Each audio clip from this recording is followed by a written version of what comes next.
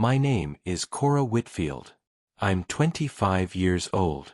On the morning of my courthouse wedding, I opened a DNA results envelope that I had ordered 6 weeks earlier and never found the courage to look at. I read the first line twice.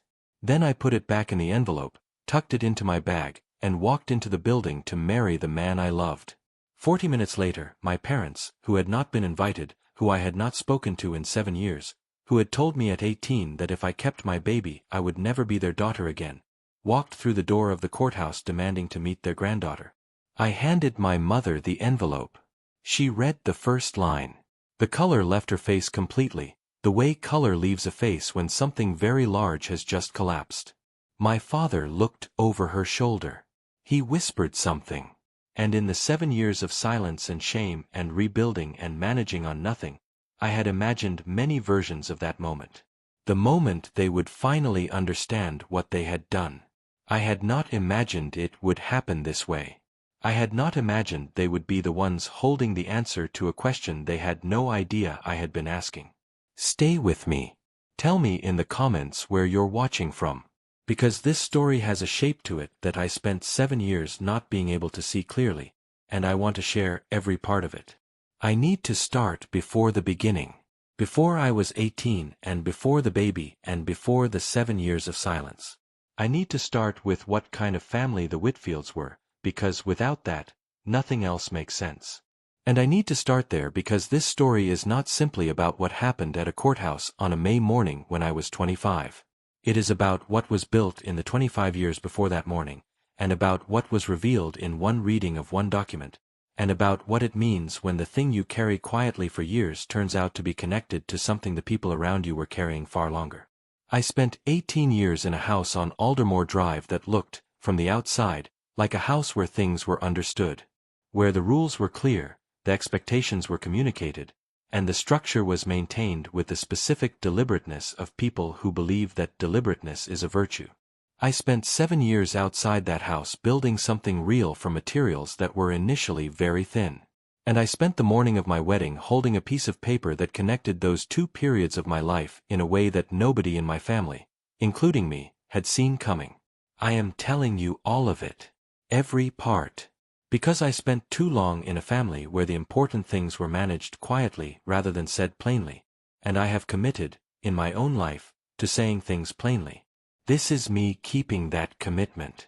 My parents, Roger and Diane Whitfield, were not people who did things carelessly. They were deliberate in everything: their house, their careers, their social circle, their expectations. My father was a civil engineer. My mother was an administrative director at a private school. They had 2 daughters. My older sister, Pamela, was the one who moved in the exact shape they had outlined for her. Good grades, responsible choices, a serious boyfriend who became a serious husband, a career in teaching, children on the expected schedule. Pamela was not a bad person. She was simply someone who had found the shape of her parents' approval and learned to live inside it comfortably. I was the other daughter. Not deliberately difficult. Not rebellious in the way of someone performing for an audience. Just consistently, quietly unable to be the version of myself they needed me to be. I loved the wrong things in the wrong proportions. I was more interested in art than in academics, more interested in people than in institutions, more interested in the texture of the world than in the pathways they had identified for navigating it successfully. They were not cruel to me. I want to be precise about this because I have spent years being precise about it, because cruelty would have been simpler to account for and simpler to name. They were not cruel. They were disappointed. They were managing the gap between who they had expected me to be and who I actually was, with the particular strain of people who take parenting very seriously and have somehow arrived at a model of parenting that confuses the child with the project. I was the project that wasn't going according to plan. By the time I was 17, I had stopped trying to close the gap. Not dramatically. I didn't announce it. I just quietly accepted that the version of me they were waiting for was not coming, and began instead to figure out who the actual version of me was and what she needed. What she needed, it turned out, was Marcus. Marcus Reyes was 19 when we met. I was 17. He was working at a landscaping company his uncle ran, had finished high school the year before, and was saving money with a goal I thought was unrealistic at the time and have since revised my assessment of entirely. He wanted to start his own business. Something in construction, in building things. He had already talked to a contractor about apprenticing. He had the specific kind of focus that comes not from having advantages but from having decided what you want and working backward from it. He was warm. He was funny in a way that didn't require an audience. He was patient with me in the way of someone who had decided I was worth being patient with rather than someone for whom patience was their general approach. He was also, as my mother noted within the first 5 minutes of meeting him at a family dinner that had been a mistake from the moment I suggested it, not the kind of person they had been hoping I would bring home. He was from a different background, a different economic situation, a different everything they had built their expectations around. My mother was polite to his face in the precise and excruciating way that people are polite when they have decided against something and are managing the formality of the situation. My father asked Marcus 3 questions, received 3 answers, and moved the conversation elsewhere. On the drive home, my mother said, "He seems like a nice boy." The words nice boy contained an entire architecture of what she did not intend to say out loud. I had grown up in that house. I knew every load-bearing wall. I told Marcus about it later. He was quiet for a moment. Then he said, "They can think whatever they want. What do you think?" What I thought was that I had never been asked that by anyone in my family before he started asking it. We had been together for 8 months when I found out I was pregnant. I was 18. It was June 2018. I had graduated high school 1 month earlier, was planning to start at the community college in the fall, was working part-time at a cafe. Marcus was 20.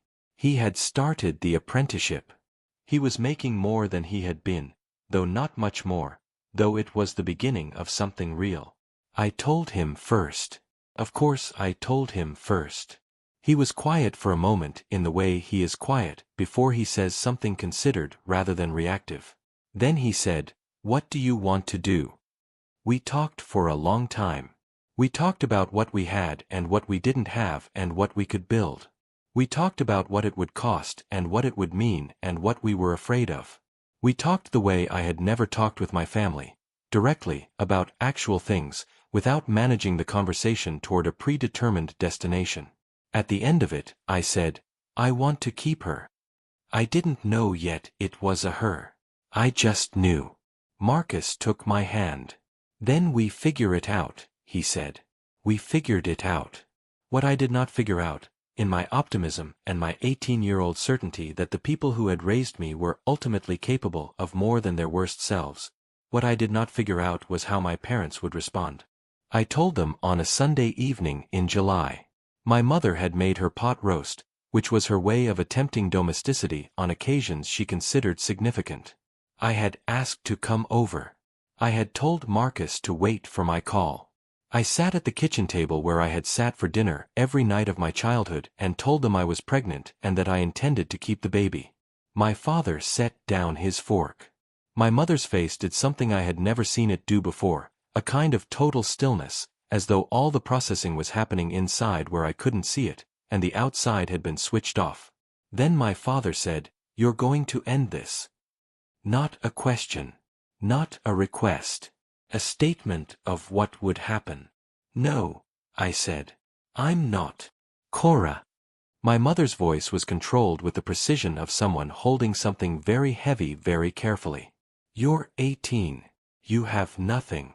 He has nothing. You cannot raise a child." "We're going to figure it out," I said, which was what Marcus had said and which sounded more like hope than certainty, and which I knew my parents would hear exactly that way. "There is nothing to figure out," my father said. "You make the appointment. We'll help pay for it. This doesn't have to define your life." "I've made my decision," I said. What followed was a conversation that lasted 45 minutes and which I am going to summarize rather than relive, because I have relived it enough times in the past 7 years and each reliving costs something I am no longer willing to spend. The summary is this: they presented their position from multiple angles: practical, financial, moral, future-focused, and each time I said my answer was not changing, they escalated to a new angle. At the end of 45 minutes, my father said the sentence that ended our relationship. If you walk out of this house and keep that baby, you are not our daughter anymore. We will not support this. We will not watch this. We will not be part of it. If you choose this path, you choose it without us. I looked at him, then at my mother, who did not contradict him, who looked at the table. Okay, I said. I stood up. I picked up my bag.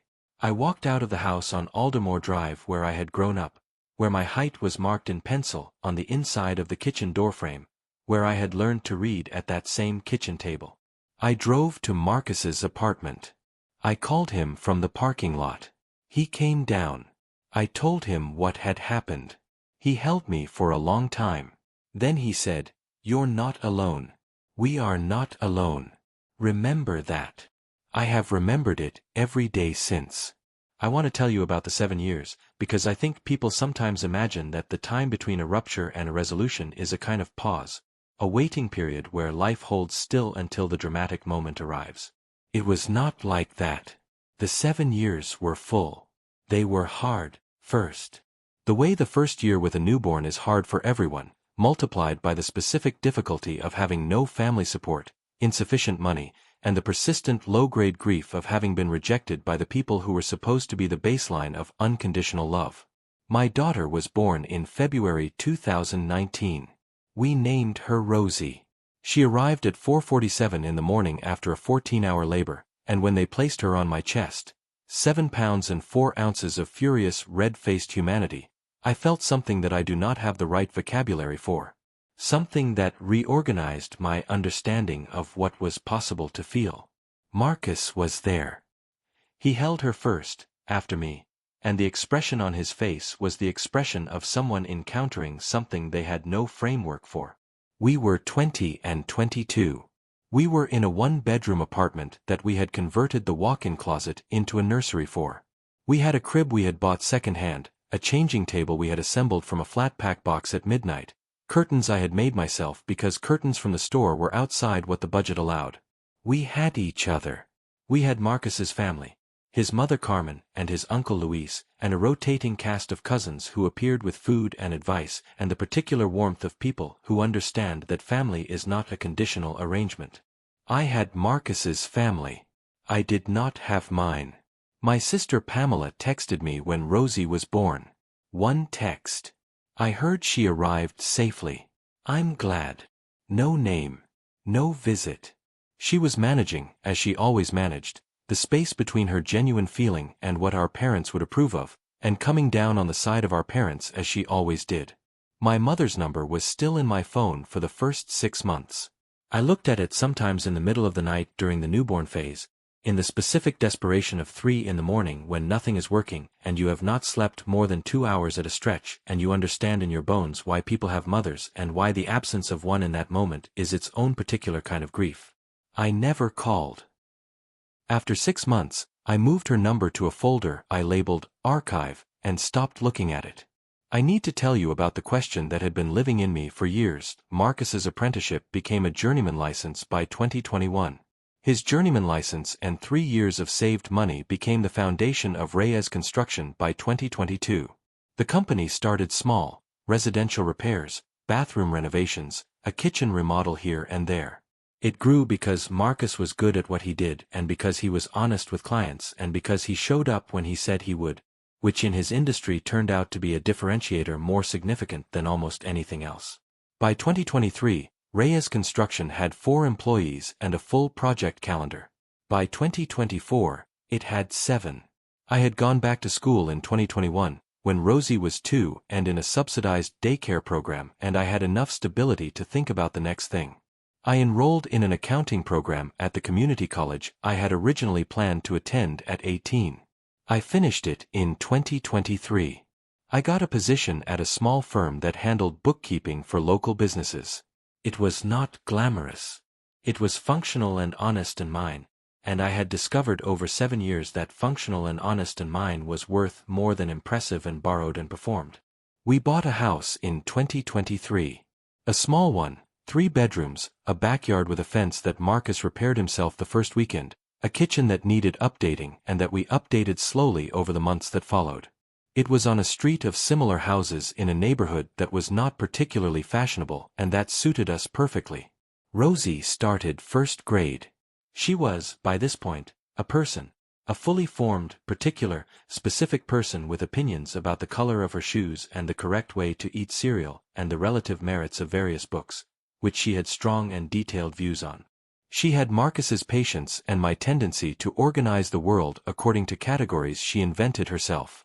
She had a best friend named Emma and a teacher she adored and a grandmother named Carmen who appeared at her school performances with a sign.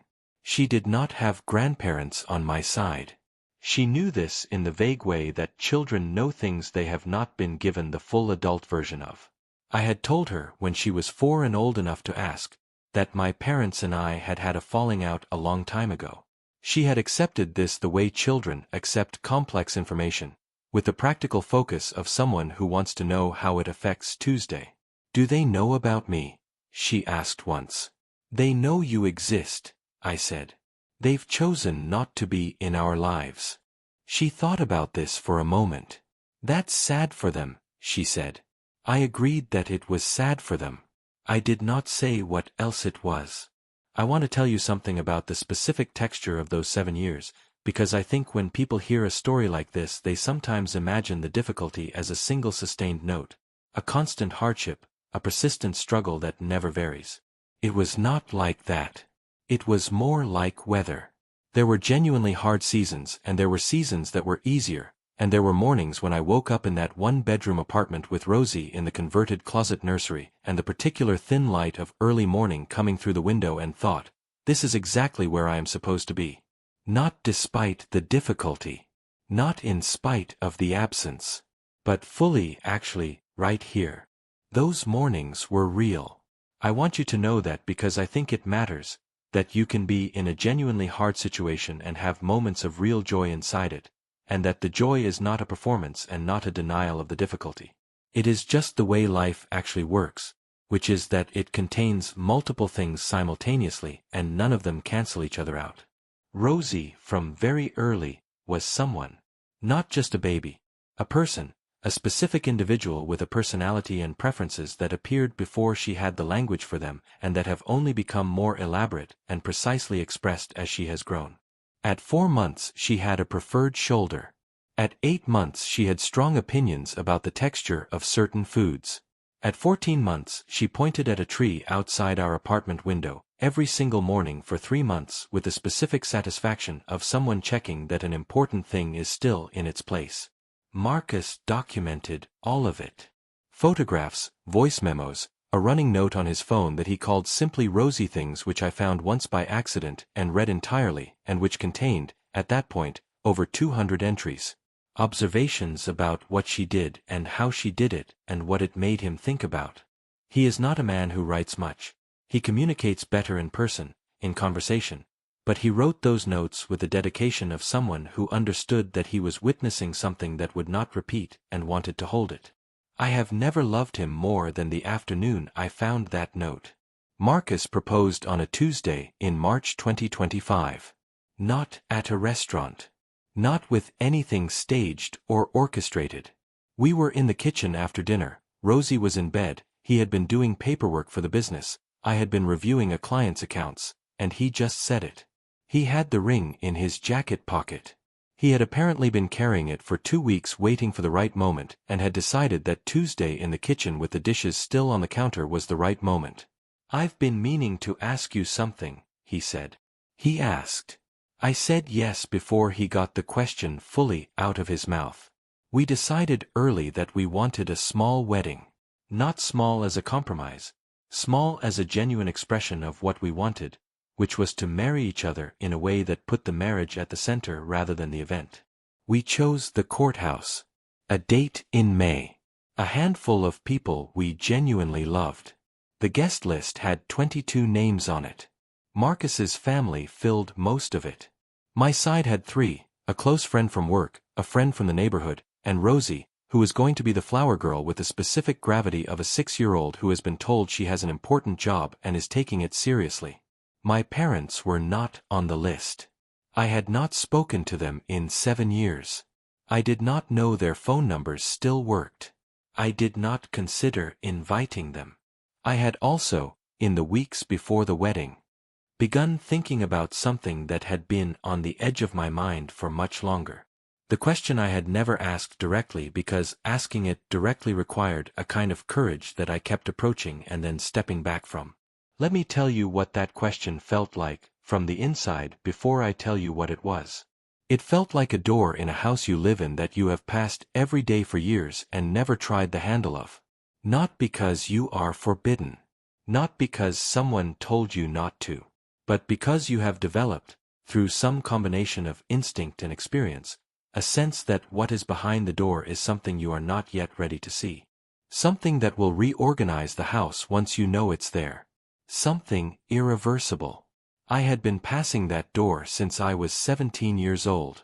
Since the specific evening when I told my parents I was pregnant, and my father's response arrived with a velocity and a force that, even at 18, even inside the shock of it, had registered somewhere in me as disproportionate. Not the anger of a disappointed parent. Something more specific. Something with a shape to it that I filed away without being able to name. Over the years the filing cabinet had grown. The way my mother had never quite looked me in the eye the morning she drove me to my first day of high school when I was 14 and I had said, half joking, that I didn't look anything like the family photographs from the 60s. The way my father had bristled at that observation with an intensity that a casual remark by a teenager did not quite warrant. Small things. Things that individually meant nothing and collectively added up to the persistent sense that the door was there and that something was behind it. Carmen had named the door without opening it. Sometimes people react so strongly to something that you know they're not really reacting to what's in front of them. I had ordered the test the week after that kitchen conversation. I had waited 6 weeks for the results. And when they arrived, I had sat in a parking lot and looked at the dashboard and understood, with the clear-eyed calm of someone whose instincts had just been confirmed, that I had been right to feel what I had felt for years without being able to name it. My father was not my biological father. I had carried that knowledge for 6 weeks. In the envelope, in my bag, unremarked upon, waiting.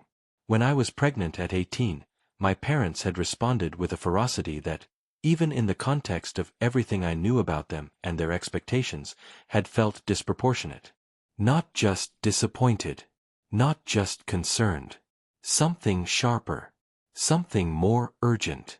Something that had, in my clearest moments of analysis over the years, suggested that the pregnancy had activated a specific fear rather than a general one. I had thought about this on and off for 7 years without naming it. The name, when it finally arrived, came from an unlikely direction, a late-night conversation with Carmen, Marcus's mother, who had known me for 7 years and who had a way of saying true things sideways that I had come to trust. We were in her kitchen after a family dinner. Marcus and his uncle were talking in the living room. Rosie was asleep in the back bedroom. Carmen was telling me about her own family history, about her parents and their immigration from Guadalajara and the complications of identity and belonging that ran through several generations. Sometimes people react so strongly to something, she said, that you know they're not really reacting to what's in front of them. They're reacting to something behind it. Something they don't want anyone to see. I sat with that for a moment. You're talking about my parents, I said. She smiled. I'm talking about people in general. 3 weeks later, I ordered a DNA ancestry test. Not because I had a specific hypothesis. Because the question had been living in me long enough that I needed to give it an answer, and the answer was now available in a form that didn't require anyone's permission or participation. I ordered the test. I sent in the kit. I waited. The results arrived 6 weeks before the wedding, on a Thursday morning, in an email with a link to a secure portal. I opened the link. I looked at the dashboard. I saw the ethnicity breakdown, which contained things I had expected and one thing I had not expected and which took me several minutes to process in its full implications. I looked at the close family matches. at the names and the relationship estimates. I sat in my car in the parking lot of my office building for a long time. Then I printed the results, put them in an envelope, put the envelope in my bag, and went to work. I carried that envelope for 6 weeks. I read it several more times in private moments. I did not tell Marcus everything I was thinking, not because I was hiding it, but because I was still working out the shape of it. Still understanding what it meant and what it didn't mean and what I was going to do with it. I knew, by the morning of the wedding, what I was going to do with it. I was not going to do anything. I was going to marry Marcus. I was going to have the day I had planned. And the envelope was going to stay in my bag, information I had and didn't need to use, a kind of knowing that was mine alone. And then my parents walked through the door. It was 10:23 in the morning. The ceremony was scheduled for 10:45. We were in the waiting area outside the judge's chambers. Marcus and Rosie and our 22 guests and the low-level pleasant chaos of people who are happy for each other and showing it. The door opened. My mother walked in first. She was 61 years old and looked like herself. Composed, precisely dressed, the particular quality of appearance that comes from someone who has never stopped caring about how they present themselves to rooms. My father was behind her. He was 64 and had more gray in his hair than I remembered, and was looking at the room with the careful assessment of someone entering a space they are unsure of. Behind them, half a step, was Pamela. She was looking at her shoes. The room shifted. The people who knew our history, Carmen and Luis and several of the cousins who had heard enough over 7 years, went quiet in the specific way of people who are preparing themselves. Marcus saw them. His hand found my arm. My mother's eyes found me across the room. She crossed toward me with the focused momentum of someone who has built up to this moment and is not going to lose their nerve at the last second. "Cora," she said. Her voice was controlled. Performing controlled. "We drove 3 hours. Your sister told us where you were." She glanced at Pamela, who was still looking at her shoes. "We had to come. We couldn't let this happen without." "You weren't invited," I said. "We're your parents." "You're my parents who told me I was no longer your daughter 7 years ago," I said. My voice was level. I had not planned to be level. I had imagined this moment many times over many years with many different versions of my voice, and the version that came out was quiet and factual. "You're not invited to my wedding. I'd like you to leave. We want to meet our granddaughter," my mother said. The pivot was immediate and practiced, the move of someone who has planned their arguments in advance and is moving to the strongest one. "We've missed 7 years. We know we made mistakes. But there is a little girl who deserves to know her grandparents and—" "That little girl," I said, "has been watching this conversation." Rosie was standing beside Carmen, holding Carmen's hand, watching my parents with the unblinking assessment of a 6-year-old who is very good at reading rooms. She had my mother's nose. I had always known that. She had Marcus's eyes. My mother looked at her and something crossed her face. Something real, for the first time since she had walked in. Something that wasn't performance. "She's beautiful," my mother said, and her voice cracked on it, the crack of something genuine breaking through the management. "Yes," I said. "She is." And then I reached into my bag. I don't know, even now, if I had decided in advance that I would do it in this moment, or if the moment made the decision for me. I reached into my bag and I took out the envelope that had been in there for 6 weeks. I held it out to my mother. "I opened this morning," I said. "I think you should read it." She took it. She looked at it, a plain white envelope, no markings. She opened it. She unfolded the pages. She read the first line. The color left her face. My father looked over her shoulder. He read it too. And he said, barely audibly, in a voice I had never heard from him before, "That's not my—" He stopped. The room was completely silent. I want to tell you what was in that envelope, because I think you deserve the full explanation rather than the implied one. The DNA results had shown, in the standard way of ancestry tests, My ethnic breakdown. My father's family came from a specific German and Scandinavian background that was well documented on his side. My mother's family had Irish and English ancestry that she had always known about. The ethnicity breakdown in my results included those elements. But it also included a significant percentage, substantial enough to be meaningful, of West African ancestry, and a smaller but notable percentage of Eastern European Jewish ancestry, neither of which appeared in either of my parents' documented family backgrounds. More specifically, the close family matches in the database showed no match with my father's relatives. The people matched as close family on my paternal line were not people my father would recognize. The implication was clear. Roger Whitfield was not my biological father. I had carried this information for 6 weeks.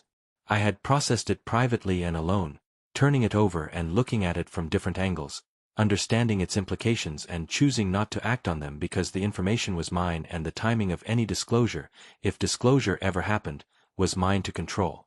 And then my parents had walked uninvited into my courthouse wedding demanding to meet their granddaughter, and the timing had been taken out of my hands by the specific irony of a situation that seemed designed to deliver its own justice. My mother had the paper in her hands. My father had read the line that had stopped him mid-sentence. The room remained silent. "That's not," my father said again and then stopped again. "Roger," my mother said. Her voice was different now. The management had left it entirely. She sounded, for the first time in my life, like someone without a strategy. "Roger, I can explain. Diane." His voice was very quiet. "It was a long time ago. It was one time. I never." "Diane." She stopped. He looked at me. For the first time in 7 years, my father looked directly at me, and his face contained something I had never seen on it before, which was the total absence of certainty. Roger Whitfield had always known what he knew, had always stood in the full confidence of his assessments. The man looking at me now had just had his entire self-understanding interrupted by a piece of paper, in a courthouse waiting room, in front of 30 people, and what was on his face was not anger and not grief but something anterior to both of those things. The pure suspended moment of a world that has changed before the person inside it has caught up. "You didn't know," he said. To me. "No," I said. "You ordered this 6 weeks ago. Before today. Before any of this." He nodded slowly. The nodding of someone processing. My mother was crying. Quietly, without drama, in the way of someone who is not performing grief but experiencing it. Whatever management she had come into this room with had been entirely dismantled. She was just a woman who had been carrying something for 25 years and had just had it arrive at her hands in a way she could not have anticipated. I looked at both of them for a moment. I thought about the kitchen on Aldermore Drive and the pot roast and the 45 minutes and my father's sentence and the 7 years. Then I turned to the judge's clerk, who had appeared in the doorway with the tactful timing of someone who works in a courthouse and has seen many versions of difficult family moments. "I think we're ready," I said. I got married. The ceremony was 22 minutes long. Judge Patricia Owens was warm and efficient and used the word partnership in a way that felt accurate rather than ceremonial. Marcus held both my hands during the vows and looked at me the way he has always looked at me, with the full attention of someone who decided a long time ago that I was worth that attention and has never reconsidered. Rosie took her flower girl responsibilities very seriously. She had practiced her walk. She had opinions about the flower petals and the rate at which they should be distributed. She was magnificent. My parents sat in the back. They had not been told to leave. I had not invited them to sit down either. They had sat down on their own, quietly, in the last row, and remained there for the duration of the ceremony. After the judge pronounced us married, after Marcus kissed me and Rosie inserted herself into the embrace with the authority of someone who considers herself a full participant in the family unit, I walked toward the back of the room. I stood in front of my parents. "I don't have anything to say to you today," I said. Not coldly. Factually. Today is not the day for that conversation. But I want you to understand something.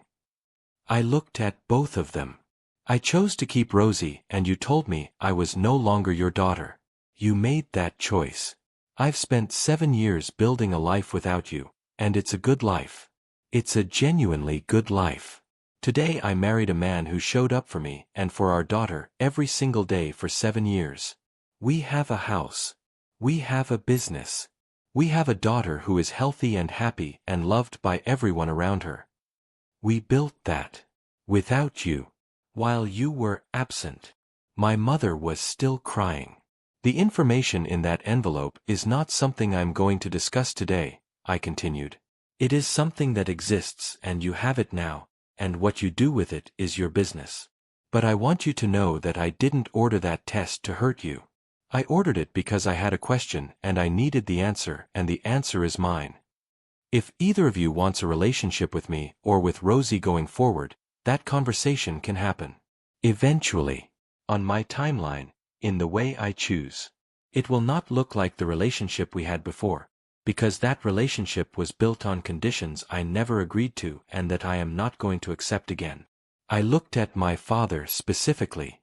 And Roger, I said, and using his first name was deliberate, and he heard it. However the biology works out, you raised me for 18 years. What you chose to do with that is something you'll be working out for longer than I will. I turned around and went back to my wedding. The reception was at Carmen's house. This had been the plan from the beginning. Her backyard, string lights, tables that Marcus and Luis had set up the day before, food that Carmen and her sisters had been preparing since Thursday. It was the best party of my life. Not because of what had happened at the courthouse, not despite it, just independently, on its own terms. Because I was married to the right person. Because Rosie danced with the particular abandonment of a 6-year-old at a party who has been told she can stay up late. Because Carmen cried and Luis gave a toast that was both very funny and genuinely moving.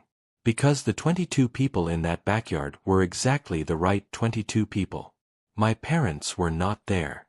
They had left the courthouse quietly after my father said a single sentence to Marcus on the way out.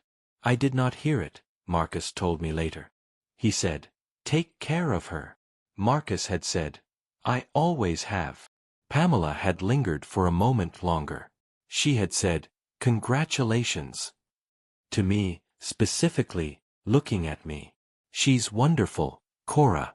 She really is." I had said, "I know." It was the most honest exchange Pamela and I had had in 7 years. It was a beginning of something, maybe. A very cautious beginning. I have thought, in the months since the wedding, about what to do with all of it. The legal name. The fact of who I am biologically. The question of whether to pursue the match in the DNA database. There is a name there. A person who shares significant genetic material with me and who has also submitted a test, which means they are looking for something too. I have not reached out yet. I am still deciding. I am giving myself permission to decide slowly. My parents called 2 weeks after the wedding. My mother called first. She was composed again. She had found, in those 2 weeks, enough footing to be composed, and she said she wanted to talk. That she understood it would be on my terms. That she was willing to wait as long as I needed. I told her I would let her know. My father called a week after that. He was briefer. He said, "I owe you more than one apology. I'm aware of that. I'm not calling to give it to you today because I don't think I'm ready to do it properly yet.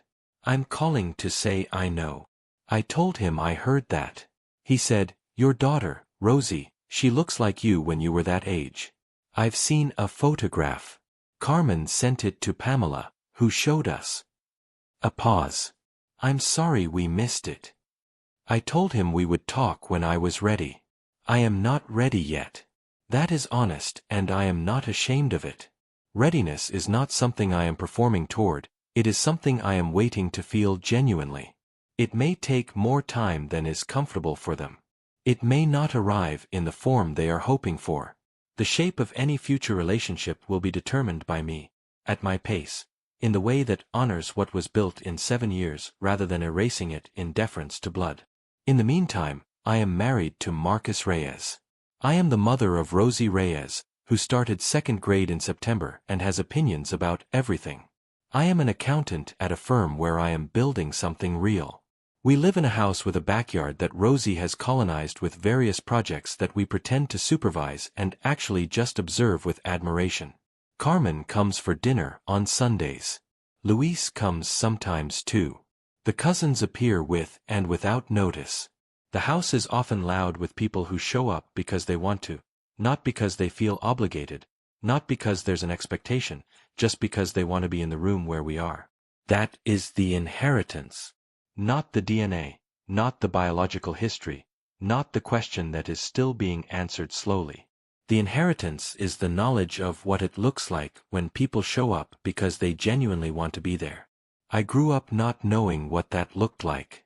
I spent 7 years building something that showed me. I want to say something to the people watching who were told they were choosing one thing over their family. You were not choosing. You were being given an ultimatum. There is a distinction, and it matters. An ultimatum is not a choice. It is the removal of options until one remains. When someone tells you do what we want or lose us, they are not offering you freedom.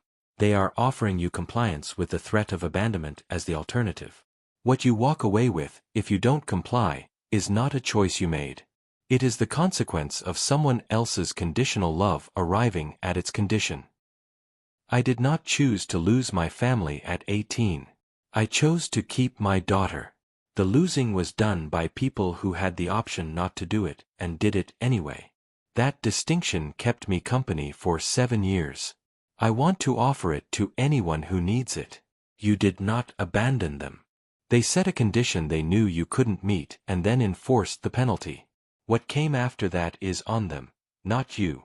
What you built after that, however imperfect, however hard, however made from the materials you had rather than the materials you should have had, is yours.